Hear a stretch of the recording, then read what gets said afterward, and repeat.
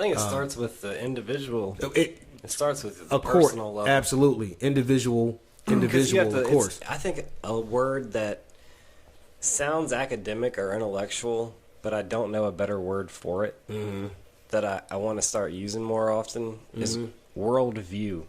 Worldview. I think your worldview has a significant effect on your health, on your life story, on your general disposition. You know, your worldview is like the lens through which you see the world. So, like, you know, Don Miguel, he doesn't use the word worldview. I think his sons actually do in a couple of cases. But in his book, you know, he talks about seeing with the eyes of love or seeing with the eyes of fear. It's like if you're, you know, you see the world according to your emotional state. When you're angry, everything around you, you're pissed off at every other driver. You're pissed off when you go to pump your gas at the clerk. When you're sad, everything is sad. Everything looks like sadness to you. You know, your emotional state really affects how you perceive everything, and that includes, you know, not just your immediate perception, but like your conceptual perceptions. And some of these worldviews are skewed at an early age for certain groups, and absolutely, and it's I mean, and that's what we're at war with right now in our own country, in our own communities, and because as long as that system is allowed to continue to work and work that way, we're going to continue to just raise generations within that same mindset, that going back to what you were saying, that same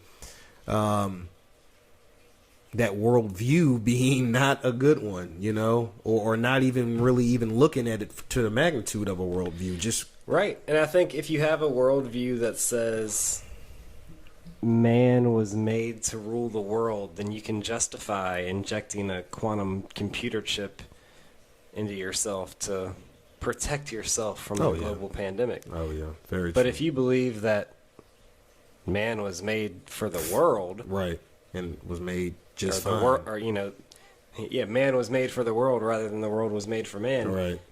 Then you can say, you know, maybe I get sick, maybe I die.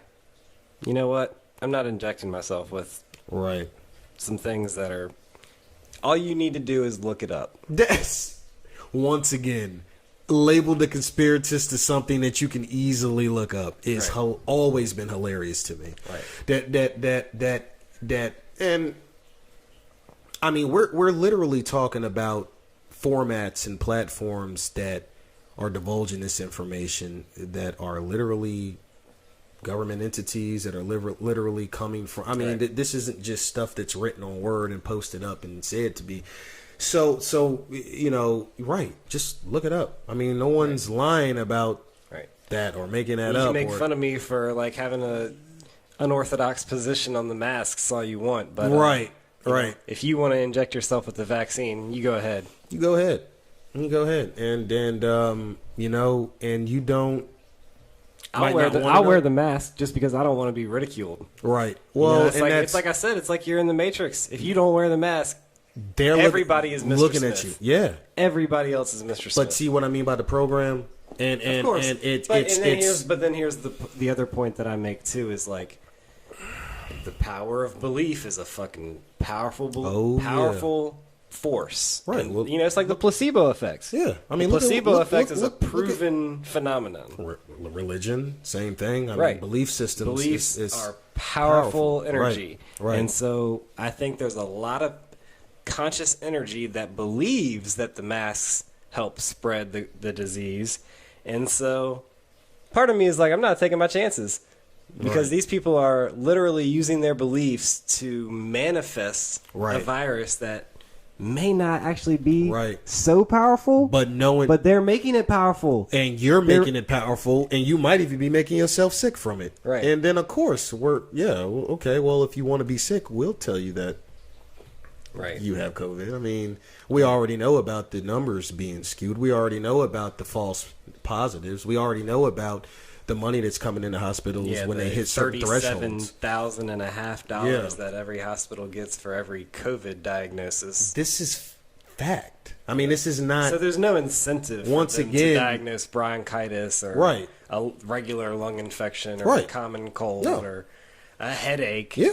Any of that is Right. going to be COVID if it brings $37,500 to your hospital. I mean, once again, this just goes back to it's hilarious that we are even calling this podcast a conspiracy podcast, like in this particular. Well, I don't episode. call it a not conspiracy. calling it, but I always say I entertain conspiracies. right, but when my focus, Right. my main focus, and if you look at my 5 themes, they all tie together, right? Right. 4 agreements, Kymatica, sacred plants, Right. indigenous versus civilized, quote unquote civilized, and anxiety, depression, loneliness / mental health. All of these things tie together into the tribal versus Western or whatever you want versus our culture. Right. Indigenous culture versus our culture, which indigenous culture, it's bad to actually group that as into one culture because what it was tribal. Right. So the tribes actually determine the culture, whereas our culture says the way we live is the right way to live. Yeah, right. And so all of this comes back down to that one theme for me. All of this conspiracy talk, all of it comes back to they don't want you living off the earth. Mm-hmm. They don't want you eating food from the earth. Mm-hmm. They don't want you taking your medicine from the earth. Mm-hmm. They don't want you to understand how plants...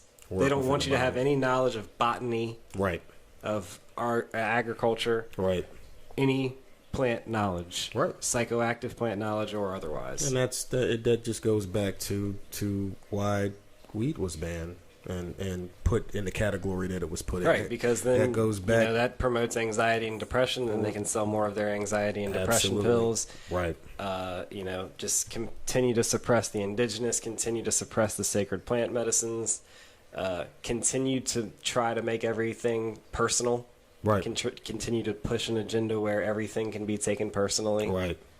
And then with Kymatica, which you really see right now. With Kymatica, it does come down to this. I know you said you believe in evil, but it comes back to this. No, what I mean by that is yin-yang. believing there are people there can be people with evil intentions though, or because they believe in lies. Right. Well, either way, the intention is not of a positive one. It's not of a love one where you would be, where their you would true self is definitely not in balance. Right.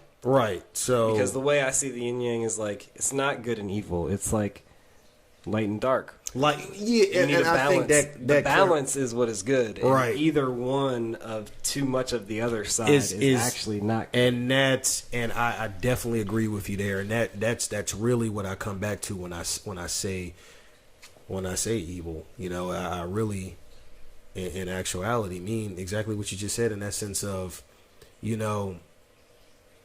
it is but one could be really dark and one could have not the best interest of all, and sometimes why? And sometimes those very intentions can be at high levels. Those intentions can be with the people that the result of buying into fear, though. They're scared of something. They're scared of themselves. They're scared of others. They're scared of something, or they wouldn't, because fear is what allows people, or I don't know if motivates is the right word, but fear is what gives the fuel for people to believe in lies. Right. Good point.